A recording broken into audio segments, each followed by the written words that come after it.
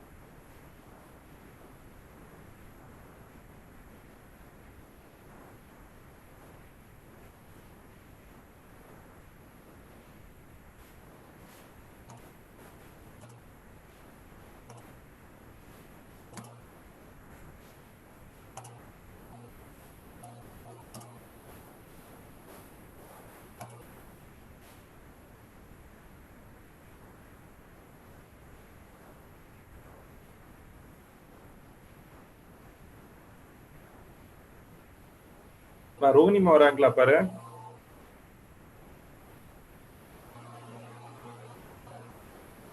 இல்ல sir. வந்துருவாங்கன்னு நினைக்கிறேன். ஒரே நிமிஷம்.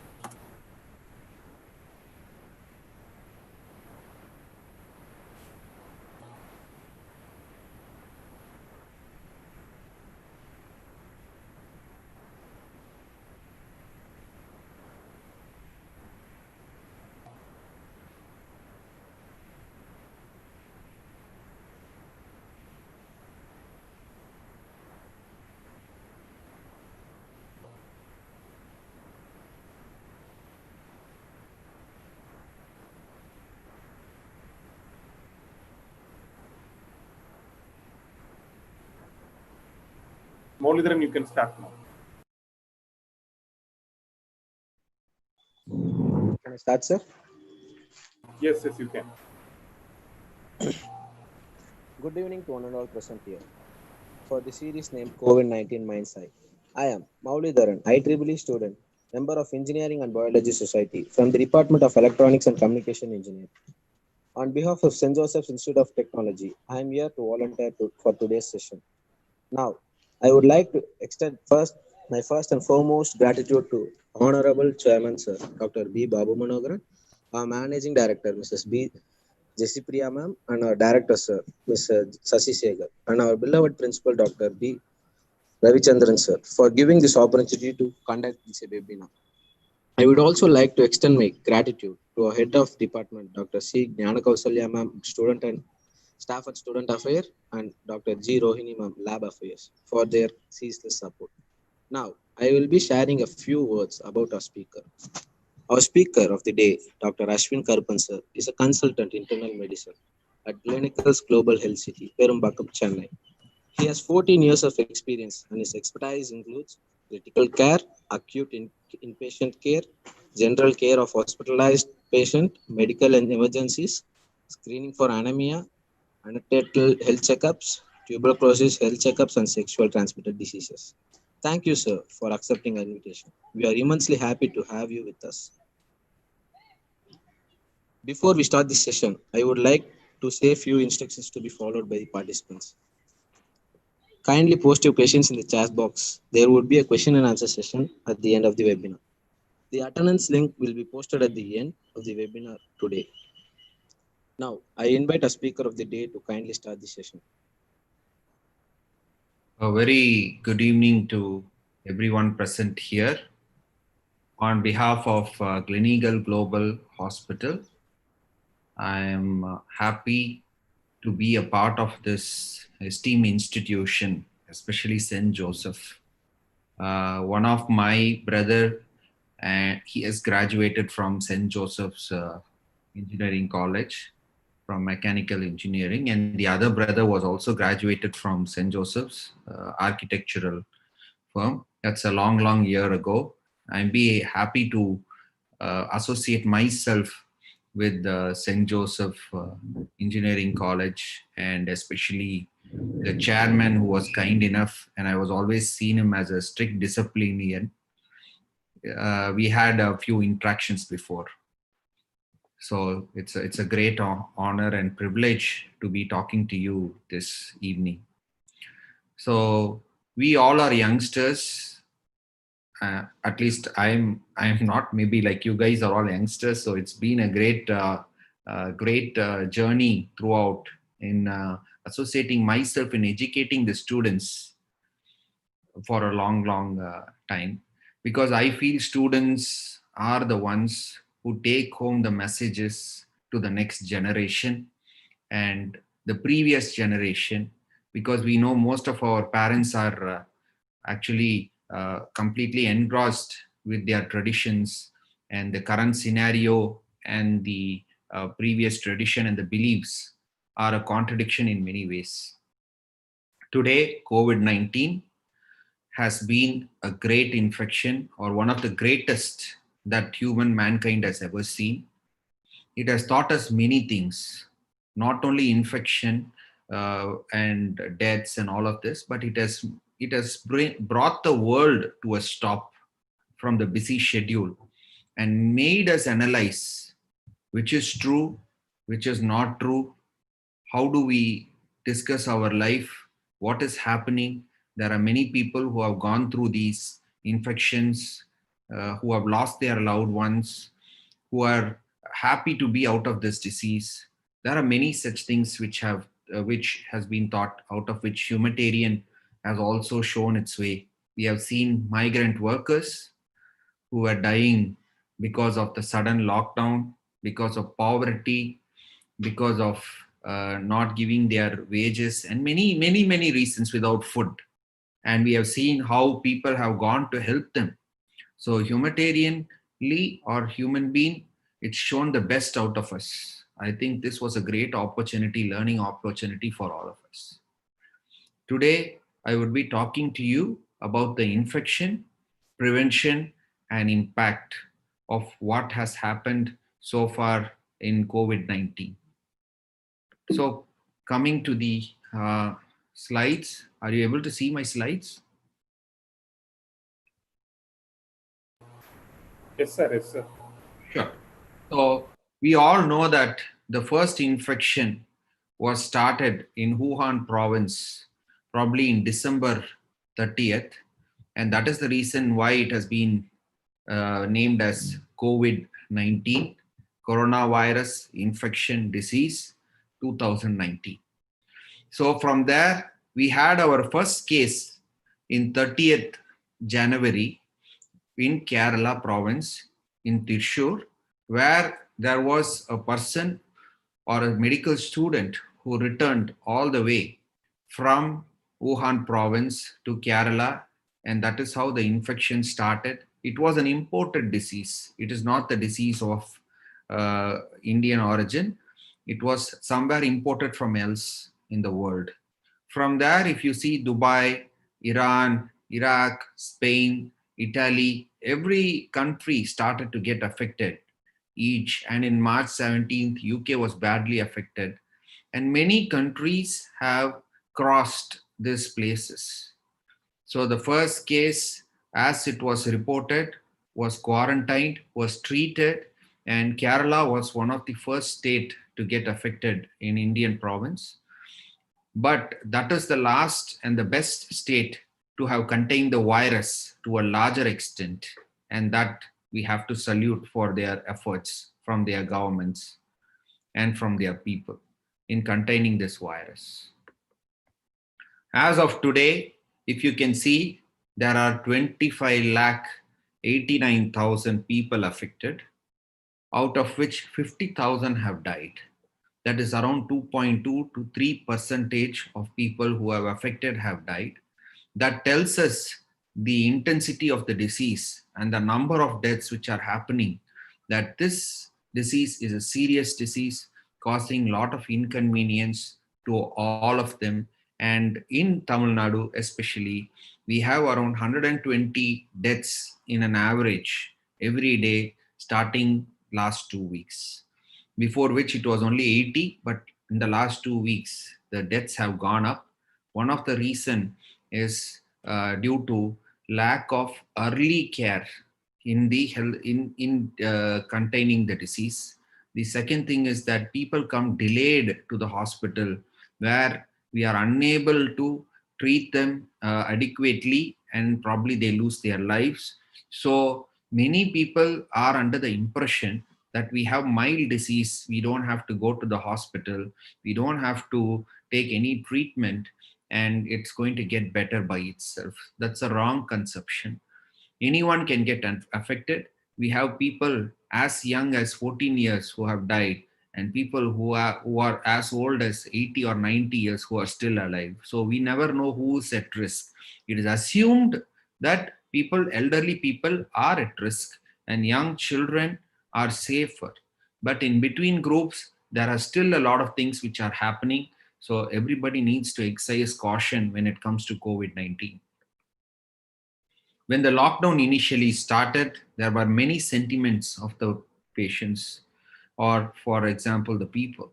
So they had anger, they have apprehension, they have disgust, they had fear. Some people, surprisingly, they had a joy, and out of which most of the people felt positive, especially in India, that yes, we can do this, and it is time for us to face this disease. That was a great, brilliant move. And many people had negative emotions, and many people had sadness for what has happened to them. And this was an a graph taken from the Asian Journal of Psychiatry 2020, which was presented. So many people ask me a question: lockdown, did it help India? Did we really flatten the curve? Was it really worth it even doing so? See, the idea of lockdown was very simple. We have limited number of ICU beds, probably 1 lakh beds of the whole country. And if you have an overwhelming people walking towards these beds, for example, what happened in Italy, what happened in Brazil, and many countries, there were many people rushing towards the hospital at the same time. And the healthcare was so flooded that we have to make a triaging on who's going to die, who is going to be alive, who gets the ventilator, who gets pulled off the ventilator. So these were the questions which arised. So the government decided, by doing an intense lockdown, we can flatten this curve, or we can plateau this curve, where it will match our existing healthcare capacity with the case of inflow which requires admission. So that is what we were trying to do so far. By lockdown, we are not going to eliminate this infection, or even future lockdowns, this infection is not going to get contained. Once the lockdown is open, again, it's going to go back to the same scenario where it is going to spread rapidly. The idea of a lockdown was to manage the supply and the mismatch and the demand, both of it to coincide with each other, so that everybody gets to get treated. The death rates are much lower than the other countries. And this is what we have been learning from other countries throughout the world. So the need of care, or need of being home, is because, as I told you, there is a limitation of healthcare system in India. There is a dual responsibility that we cannot go sit in the hospital. We have to work, we have to take care of our family during these lockdowns, because other people cannot visit or help like in normal times. And also hectic schedule from home and work from home, which was happening in many case scenarios. So the need for home care came into picture. So general do's and don'ts. There is nothing new which I'm going to tell you today. And it's just wash your hands with soap and water frequently. Use a hand-based sanitizer, because all these are completely important for you. When you go back to your colleges, you will still have COVID-19 going around. There are still possibilities that you can get infected. because vaccines are not going to be available in another 3 to 4 months, at least for now. Even if it is available during this period, it is only going to be given to the vulnerable population and not to youngsters. So when you go back, all these protocols needs to be followed in your hospital until we are COVID free world, which will happen very soon. So coughing, sneezing, cover your mouth, dispose of with tissues or handkerchief. Avoid close contact with anyone who has flu-like symptoms, cough and cold. Avoid touching your ears, nose, and mouth because coronavirus infection can stay in your hands. It's an invisible enemy and it can get you affected only if you rub your eyes, nose, ears, or mouth with the infected hands. Use a mask at all times whenever you step out of the college or step out of your house, when in classrooms. So all these are extremely important. If you have breathing difficulty, if you are a COVID suspect, if you feel you have COVID, if you are caring for an elderly, if you have in public interactions, especially with the grocery stores, health workers, and cashiers, helpers, security guards, all these are extremely important to wear a mask. So when do you wash your hands with soap and water? So always cough, sneezing, and then you have caring for the sick patients, cut wounds, cleaning your bathrooms, probably touching your animals, food waste, and then probably before, after preparing your food, after eating, and before eating, and then touching the garbage, or anytime you think you require and need to wash your hands, please do. These are certain tips which you can follow at home. You can tell your parents, you can tell your relatives on how to disinfect your home and the vegetables, fruits. These are a little bit upon how to disinfect your homes. So mop the floor daily using 2% detergent solution or 3% disinfected solution is more than sufficient. Especially door handles, lifts, railings, benches, chairs, all these has to be wiped with 70% alcohol so that the infection does not spread to each other. Kitchen, it's always fine. You can do the same routine work, whatever you need. It does not require any special care. In the current circumstances, vegetables and fruits, you have to disinfect when you buy these. So when you eat fruits and vegetables, wash them with properly with lukewarm water. If at all you want any addition, you can add salt or baking soda, or you can use a little bit mild soap in rubbing these vegetables, clean them once again with water, and then store them in the fridge before consumption. Do not take and consume these vegetables and fruits without washing them properly, because it can cause infection to everyone. So do's and don'ts on the specific groups. What happens to the domestic help? We all families are living with people of domestic help every day to clean our house, to clean the vessels, to wash our clothes. So remember that during a lockdown, no domestic help or maids are allowed during this place. During those times, please do not cut their wages, because it's of great concern. It might not matter to us if we don't get 1 day salary, but it really matters to them.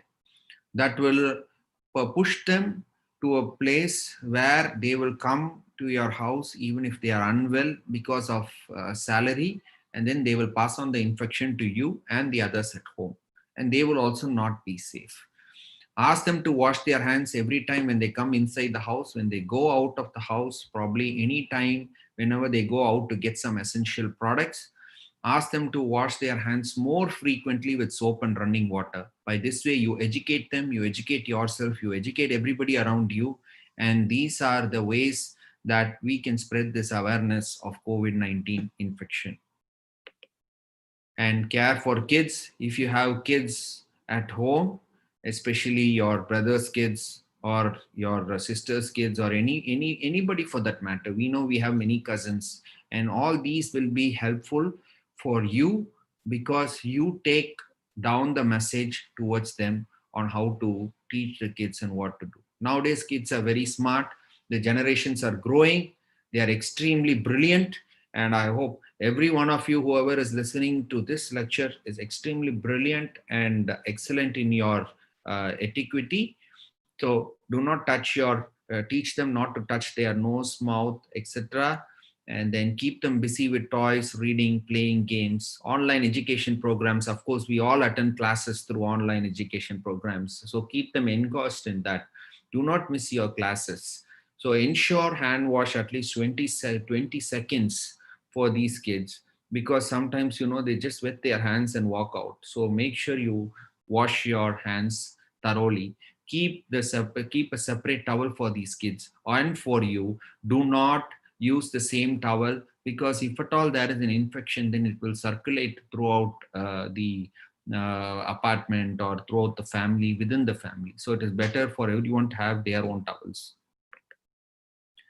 If you are caring for elderly patients, or if you have elderly people at home, especially our parents who are old, our grandparents, they are our generation.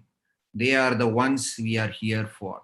So always think about all of them. You might think, I don't get infection. Why can't I go out? I don't get an infection and become sick. So it's all right to get infected. But if you carry the infection home, these elderly parents and elderly people around you will really suffer to a greater extent. So preserving them and preventing them from getting infected is our right. It is our particular responsibility to take care of our elderly parents and elderly relatives who stay at home. So avoid anyone who's bringing your friends to home. Avoid meeting visitors unwantedly at home. If it is essential, at least ask them not to go near the elderly patients. Keep at least 1 meter distance.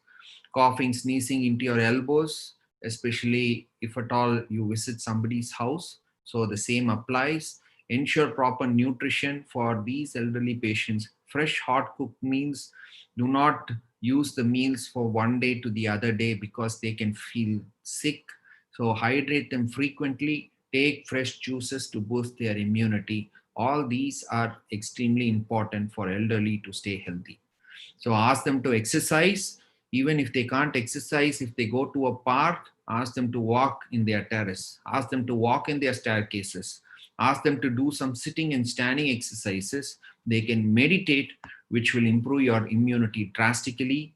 Take prescribed drugs every regularly. Ask them not to postpone their visits to the hospital, especially if it is a regular visit where they do not have proper control of their sugars, diabetes, or for that matter, anything. If you cannot visit the hospitals, you can always do a teleconsult. But if you have an elective surgeries, you can postpone those. Clean your hands frequently wherever you touch. Monitor your health. And if you develop any infection, especially elderly patients, please go to the hospital, because they can really, really become sick in no time. So do not touch, cough with bare hands without covering your face. The same thing is being repeated again and again for you to register these, because how important these small acts of yours are going to prevent the infection in elderly population, which are safe for you and safe for others. Do not go near the contact. If you have fever or any kinds of symptoms, cough, you have any kind of symptoms that you are unwell, please do not go near any elderly patients. Hospital routine checkup, as I told you, teleconsultation is more than sufficient. And it's not required that if your sugars are under control, or if your parents are under control of the disease, you don't have to go. Instead, you can do a teleconsult. You can help them do this, because you are youngsters. You are a great digital era kind of generation. So I don't have to teach you what all kind of stuffs are available in this digital era. Even I might not know much about all these. So don't go out unless it's absolutely necessary. Maintain personal distance, maintain personal hygiene, do not meet friends and families. These are all the same. Now we know that we have telephones, video conferences, photo sharing, social media, Instagrams, Facebook, and whatnot. Everything is coming up each and every day.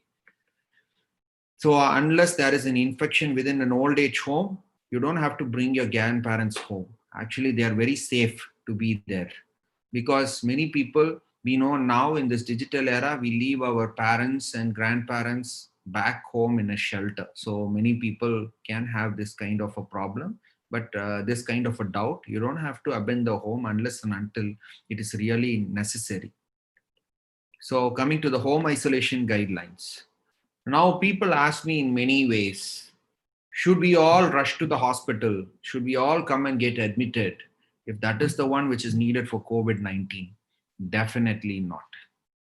There are home isolations where you can stay home, you can stay safe, you can stay away from others, and then you can still get treated. But for that, you have to visit the medical facility, for that matter, any hospital, and get the medical attention first of your risk of getting sick. And then you can stay home. So home isolation and self-isolation is possible according to the government itself. So if you are a caregiver, if somebody is unwell at home, your parents, your mother, your father, or somebody is unwell, so what do you need to do? So the caregiver must wear a triple layer mask. And if you are in the same room, definitely wear a mask. Avoid direct contact with body fluids. That means your sweat, your cough, your sputum, and then probably your sneezing, all of that. Try to avoid most of it. Use a glove to dispose of all this, including the bed sheets and including the pillow covers, and then you have the towels, they are wearing clothes, everything needs to be disposed of, because all these can cause infection for you if you are going to care for them. So use a disposable glove. Always undertake hand hygiene. Clean your hands, wash your hands with soap and water, or use a hand sanitizer before and after caring for the sick. So the caregivers should also pay strict attention when you have hygienic practices while doing food, before eating, using the toilet, and whenever your hand looks dirty, please go and wash them. Avoid cigarette smoking is completely a bad idea, especially sharing these cigarettes can also cause COVID-19 infection. So that's great news to you guys. I'm pretty sure you're all good people, and we have all done this in college, but I think that it's a very, very bad idea. And if at all you have this habit, you are at very high risk for COVID-19 infection. Smoking and drinking is definitely injurious to health. This is not only as a doctor, but we also see as a friend and tell you that this has to be stopped. So sharing these cigarettes, buds, and eating from the same plate and having too much of this interaction with friends can also cause you and expose you to infection. So please make sure all these are avoided at the maximum. Patient must isolate themselves and stay away from other people. So coming to the do's and don'ts for the patient. If you are a patient, then what should you be doing? These are the ones which I told you, that if you are caring for the elderly patients. But if you are a patient yourself, then always wear a triple layer mask, even while you're sleeping. It's much better, because the room air will not be contaminated when the other people enter the room. 8 hours once, at least change the mask, because we all know that as we speak, the moisture content as you breathe is going to increase. So we need to change these masks when it becomes wet. Stay away from elderly patients, especially your parents, your grandparents, away. And anyone who has hypertension, cardiovascular disease, or renal disease, please stay away from them. Don't even try to go near them, because they can contract this infection and they can really fall very, very sick. Mild and pre-symptomatic patients, please drink a lot of water, stay hydrated, and as I told you, cover your face, nose, mask, all of this as possible, so that you do not spread the infection, and maintain respiratory etiquette at all time. Do not visit any other's house. Do not encourage anyone to come near you, and maintain social distancing. And if at all somebody has to talk to you, your friends, if they want to help you, they can always use messengers, WhatsApp, and whatnot is available in this digital era. You can always keep in touch with them. So the last most important point, What should you do if your neighbors get infected? Your friends are getting infected. You have an infection in your hostel or for whatever reason for your neighborhood, because now this social stigma is there that if you have a COVID-19 infection, you have to treat them as untouchables. You don't talk to them, you talk about them in the WhatsApp group, and all these kind of panic situations are happening. There are two, three reasons why this is happening. First, you are not properly educated on how this COVID infection is spread. The second one, probably you are too afraid and trying to defend yourself in the community. The third one is like basically bullying each other. So that's what it is all about. So we should be compassionate towards these people. We know that COVID-19 infection is a respiratory infection. We cannot escape from this. At least once or twice, or maybe somewhere there are chances that we can still get infected. Until the vaccine is available, anyone and everyone can get infected. It can happen to you, it can happen to somebody next door, it can happen to your friends, it can happen to your loved ones, family members. So we all should understand that nobody wants to get infected with COVID-19. It's just that it happened. So it can happen to anyone. It can happen to, it does not see caste, it does not see religion, it does not see anything. It can affect anyone equally. So be compassionate. Do not panic if somebody says that I'm COVID-19 positive. And COVID-19 positive, 14 days after the infection, they are perfectly fine. They don't have to, need not necessarily pass on the infection. There are many instances where people feel ashamed, people feel discouraged if they say they are COVID-19 positive. Definitely not. So I think that we should be very compassionate towards others. Have a good dialogue with these families. Talk to them, help them if it is necessary without any physical contact. There are many things you can do. So you can cook food for them. You can help them buy their groceries. You can help them buy their food. You can help them buy their medicines. There are many things as youths, as the younger generations, you can do many things for the society, especially for the needy people. There are many elderly parents who are living alone, where their sons, daughters live far away from here. So you younger generations are less vulnerable to these infections. You guys are more sensible. So I think you should take the lead during this time. If you help them, the world will appreciate you, the neighbors will appreciate you, and everyone will appreciate you for what you have done. So I think all the youngsters needs to take the initiative, at least to help your nearby neighbors, nearby people. It is not new to us. We have had this during the flood season. We know how much we supported each other, how much we have been humanitarianly connected.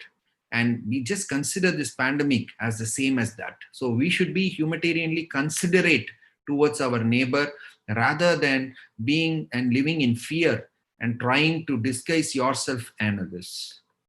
So encourage the person, ask them to call the family helpline or national helpline, where it is available everywhere. Even the local languages are available there. They talk to you. If you have any doubts, they can clarify at any point of time. Advise the patients to be isolated in the form of isolation from their family members. Encourage the patients to follow home quarantine guidelines. These guidelines are available over the internet. You can just download them, practice them as per, and then you can be safe at home, safe and secure at home. And inform and encourage these families living next door also to home quarantine themselves, not because they will get infected, but because you are using the same areas, same lift space, especially when you live in an apartment, same hand railings, same door knobs. So all of this can cause infection. So just to make sure you're all right, at least you can quarantine yourself for a few days to make sure that everything is all right. So with this, I would like to make an appeal to all of you to help each other. COVID-19 is going to be over very soon. There is a data which says that COVID-19 is going to come down within 2 to 3 weeks. Probably within 2 months, we should be through of this infection by different type of models and researches which have been predicting. And vaccines, yes, Vaccines are going to take time. They will come, but yes, it's going to take time. Probably it might not be available for the current reason or current season. So probably we should be safe, secure, help others, and then you're the next generation. Don't be a little bit lethargic in your attitude, because helping others and especially saving our elderly is our pride, and we should all follow that as quick as possible. Thank you all for your patient listening. I would be happy to uh, clarify any doubts if you guys have. We can clarify all the doubts.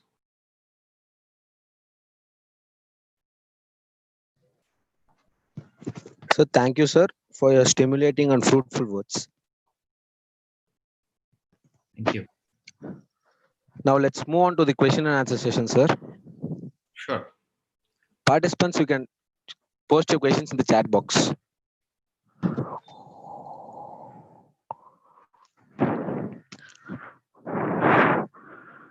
So first question, Sure. what are the carriers of corona carriers? What are the corona carriers? Corona carriers in the sense, where do you get these infections from? Yes, sir. See, the infection is only human to human so far. There are no animals to human transmission so far reported, or it is not due to mosquitoes or any insects. Only humans to humans can infect us. So, carriers, in the sense, I also assume that you are asking me what all can cause this infection. Yes, anything and everything can cause. Your telephones, your mobile phones, even your doorknobs, your lift switches, anywhere, if there is an infection person who sneezes, coughs in his hands, and then it touches over all the places, everywhere it is infected. At least for 2-3 days, the virus continues to stay in these areas. So that is the reason why we tell you that you are struggling with an invisible enemy. So probably we should be very careful in washing our hands. If you continuously wash your hands, there is less than 5% chances that you will get this disease. Thank you, sir. So next question, when should we approach hospital for this pandemic, sir? See, whenever you have a fever, you feel discomfort. Since you guys are young, so you can wait for 1 or 2 days. Or if you feel very discomfort and you're not feeling better, please do come immediately to the hospital. And we have a separate OP for COVID patients, separate OP for normal patients. So there won't be any mixture of each other. We can assess you, we can teach you what to do, and we can help you and guide you for this. So that will be much beneficial. By that way, we can assess your risk of you require admission or you can go home.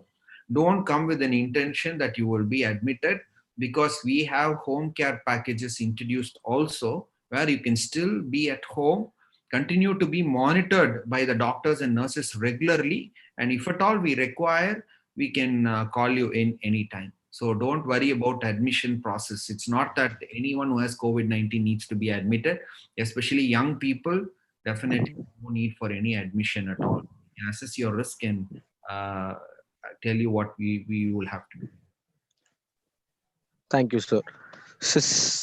Okay, the question and answer sessions are over, sir. Since you were very clear with your thoughts and your explanations, everyone, there is no questions more, sir.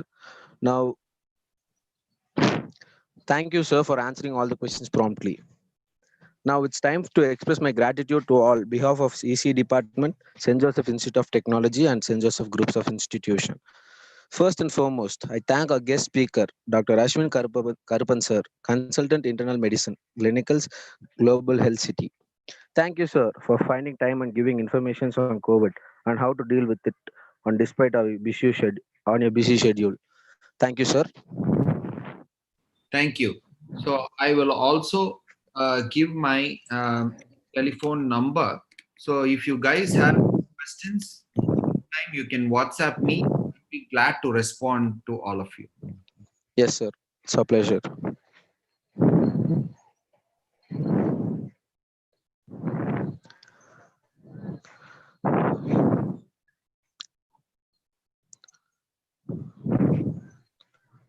Thank you, sir. Thank you. In I'll, lead I'll session, take on to vote of thanks, sir. sure.